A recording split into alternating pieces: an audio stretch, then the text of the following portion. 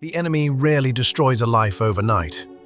He begins with something much smaller. A whisper, a thought, a lie. Because if he can make you believe the wrong thing, he doesn't have to force you to make the wrong choices. Many Christians pray every day, yet still carry lies that quietly steal their peace, their confidence, and their purpose. Today, we're exposing 5 of Satan's biggest lies and replacing them with God's unchanging truth. Stay until the end.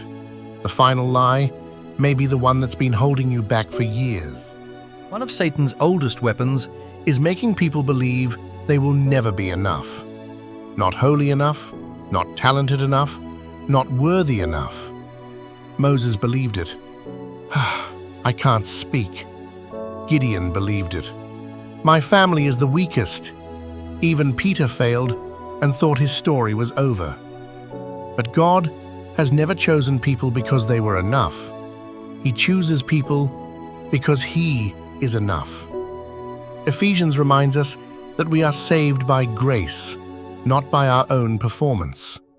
Your identity isn't built on your past failures, it's built on Christ's finished work. The enemy says, "You'll never measure up." God says, "My grace is sufficient for you." Waiting seasons often feel like Silence. Prayers seem unanswered. Doors remain closed. It becomes easy to believe heaven has forgotten your name. Joseph waited. David waited. Abraham waited. Even Jesus spent years preparing before his public ministry began. God's silence is never evidence of His absence. Sometimes He is working where your eyes cannot see. Every delay has a purpose. Every season has preparation. The enemy wants impatience. God develops trust. Many believers carry shame longer than they carry forgiveness. The enemy constantly reminds them of old mistakes, old addictions, old failures, old regrets.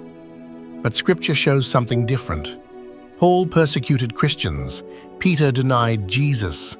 David committed terrible sins.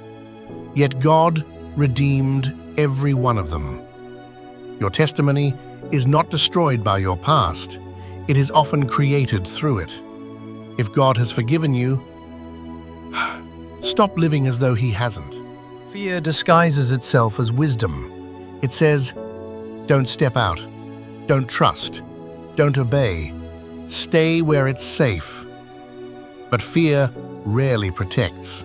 It usually imprisons.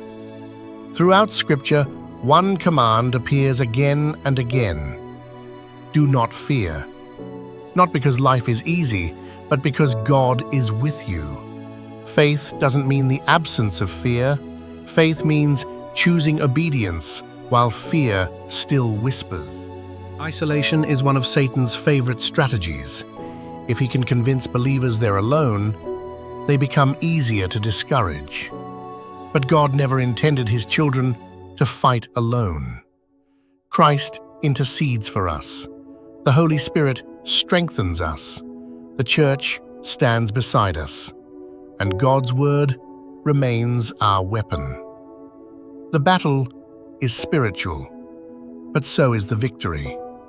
When Jesus was tempted in the wilderness, He answered every lie with Scripture. Truth defeated deception. It still does today. every temptation begins with a lie. Every breakthrough begins with truth. So ask yourself today, which lie have you believed for too long? Replace it with God's Word. Read Scripture daily. Fill your mind with truth instead of fear. Because the louder God's voice becomes, the weaker every lie will sound.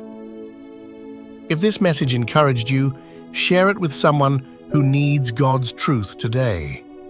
And remember, the enemy may whisper lies, but God's truth always has the final word.